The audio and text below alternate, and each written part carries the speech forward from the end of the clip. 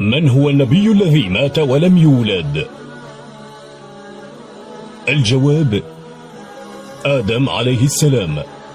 أين ولد سيدنا موسى عليه السلام؟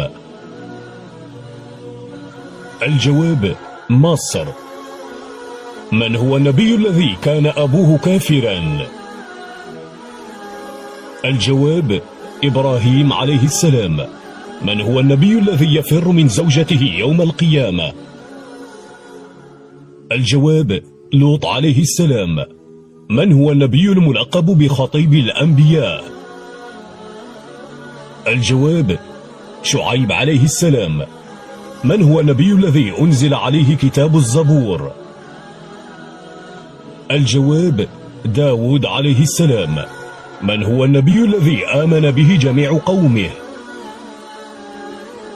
يا صباح الخير على كل مامز بتشوف الفيديو ده، أو مساء الخير على حسب ما انتوا التوقيت اللي بيظهر لكم في الفيديو. يا ريت لو انتي أول مرة تشوفيني يا ريت تشتركي في القناة وتفعلي الجرس، ولو انتي أول مرة تشوفيني يا ريت كده لايك وكومنت حلو، دعوة حلوة ولكم المثل فيها. بعمل كده روتين سريع للأوضة ولتغير اللحاف بتاعها وأدي شوية طاقة كده. انا ما بحبش الكسل ومش بحب الشتا خالص. انا مش انسان بيحب الشتا نهائي.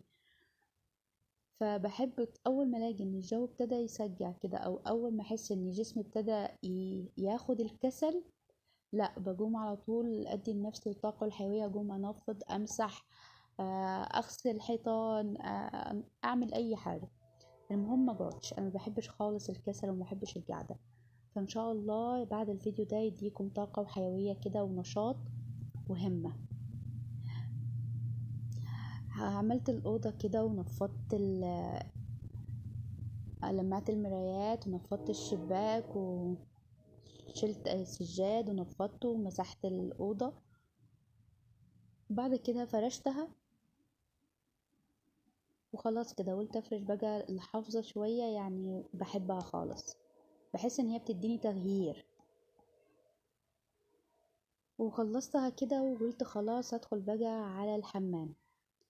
برضو انا الحمام من المسحة للتانية بحب ان انا اغسله مرة على كده اللي هو على السريع، الحوض بالقاعدة، الحاجات دي كلها بالارضية على السريع. ومرة بحب ان انا اخده بقى من فوق ومن تحت، اديله ايه المرشة اللي هي بغسله بالحيطان بكله. فقلت بالمرة اصور بقى انا وبغسله، لعل وعسى في واحدة بقى تبقى نشيطة كده وبعد الفيديو ده. اهم حاجة تغسل الحيطان بتاعت الحمام، معرفش ليه بحس ان انا موسوسة فيها. بحب ان الحمام ده بالذات يبقى كده منظف ومعقم. اهم حاجة التعقيم عشان ما يبقاش فيه اي ميكروب. بنفتح الحوض كده بنغسل ايدينا او اي حاجة كده، لازم يبقى معقم تعقيمة تمام. ديتول بقى، كلور، اي حاجة متوفرة عندك. وهنا بغسل الحيطان، بحب اخد من فوق لتحت يعني. وبعد ما خلصته كده قلت بصوا بقى، انا ماليش في الكلام الكتير. يمكن انا من بسيطة جدا من الكلام، ماليش في الكلام ولا كلامنجية ولا اي حاجة، عادية خالص. يمكن في ناس كمان بتتضايق مني ان انا ما بتكلمش، يعني تلاقوني قاعدة في اي قاعدة كده ما بتكلمش كلمتين على بعض، لازم حد يكلمني عشان اتكلم. خلصت كده. عايزة اقول لكم ان غسالة الاطفال دي اختراع يا كوتش، اللي اخترعها الله يبارك له دنيا واخرة.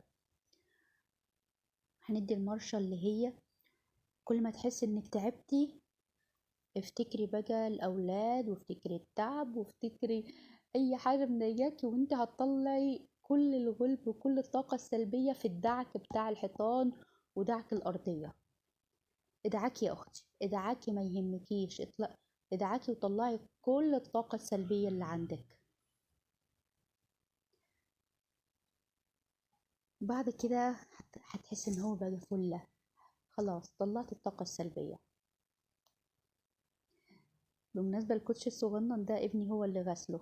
اهم حاجة ان احنا نخليهم الاطفال يعملوا كل حاجة، يعني ما فيهاش حاجة لو الطفل الكوتش بتاعه حس بحتة تراب كده او مش نظيف فهو يقوم عادي يغسله.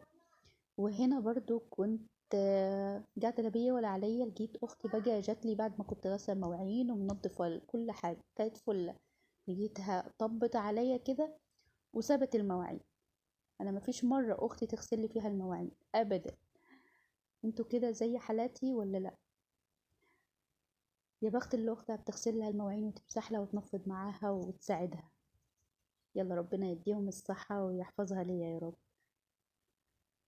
هنا خلصت، طبعا كانت مشيت فقلت خلاص كده اغسل المواعين اول باول عشان ما يبقاش، لان لسه كان هيبقى في مواعين عشاء، وانا بكره ما عليا المطبخ، يعني ما احب المطبخ لكن ما احبش المواعين ابدا. فباخد كل حاجه كده اول باول واخلص منها. والمواعين دي بالذات لازم تخلصيها اول